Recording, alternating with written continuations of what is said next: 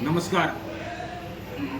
आज मी आपल्याशी संवाद साधायचं कारण एकच आहे की सध्या सोलापूर जिल्हा दुष्काळाला सामोरं जातोय आणि दुष्काळाला सामोरं जात असताना माढा तालुक्याचे आमदार आदरणीय अभिजिताबा पाटील सातत्यानं विधानभवनामध्ये उजनी धरणातून सीना नदीला पाणी सोडा, बोगद्याला पाणी सोडा, सीना माडा उपसा सिंचनला पाणी सोडा म्हणून टाहू फोडत आहेत. एक शेतकऱ्याचा पोरगा म्हणून प्रामाणिकपणे प्रयत्न करत आहेत.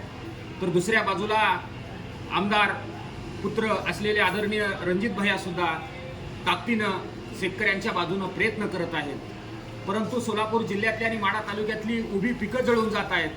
पण मला सोलापूर जिल्ह्यातल्या सुज्ञ मतदार बंधू आणि भगिनींना एका गोष्टीची आज आवर्जून आठवण करून द्यायची आहे की खऱ्या अर्थानं सोलापूर जिल्ह्याची सूत्र सोलापूर जिल्ह्याच्या हातात असल्यावरती काय होतं. आज मागच्या काळामध्ये या राज्याचे उपमुख्यमंत्री असलेले आदरणीय विजयसिंह दादा मोहिते पाटील जेव्हा जिल्ह्याचे मालक होते तेव्हा खऱ्या अर्थानं उजनी धरण उणे 16 असताना सुद्धा या जिल्ह्याला विजयदादांनी 3 पाळ्या दिल्या होत्या. म्हणूनच सातत्यानं मोहिते पाटील परिवार म्हणत असतं हा जिल्हा तुमचा आणि माझा आहे. आज उजनी धरण 50% जास्त भरलं असताना सुद्धा हे प्रशासन आणि हे सरकार शेतकऱ्यांची चेष्टा करत आहेत का, हा प्रश्न सर्वसामान्य जनतेच्या मनामध्ये निर्माण होतोय.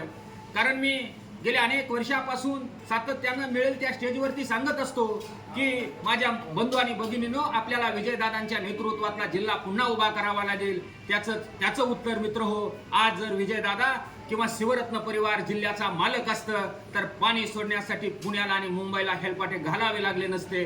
आज खऱ्या अर्थानं 50% जास्त धरण असताना सुद्धा पाणी सोडलं जात नाही. आणि माझे विजयसिंह दादा मोहिते पाटील जिल्ह्याचे मालक होते तेव्हा उणे म्हणजे -16 धरण असताना सुद्धा या जिल्ह्यातल्या सर्वसामान्य शेतकऱ्यांना 3 व्यवस्थित पाळ्या दिल्या होत्या.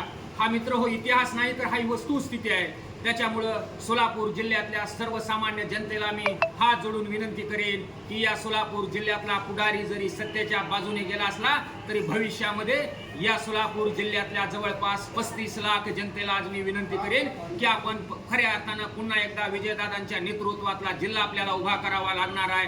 कारण अनेक अडचणीला आपल्याला सामोरं जातोय. आज शेतकऱ्यांची उभी पिकं जळत आहेत परंतु तारीख पे तारीख दिली जाते. आमदार साहेब खऱ्या अर्थानं सातत्यानं प्रयत्न करत आहेत पण पाणी सुटलं जात नाही. तर माझी पुन्हा एकदा जिल्ह्यातल्या मतदारांना विनंती आहे की आपल्याला विजयदादांच्या नेतृत्वातला जिल्हा पुन्हा उभा करावा लागेल. हा सोलापूर जिल्ह्याच्या विकासाचा एकच पर्याय असेल, याला दुसरा पर्यायच असू शकत नाही. त्याच्यामुळं सर्वांनी विचार करण्याची गरज आहे. धन्यवाद.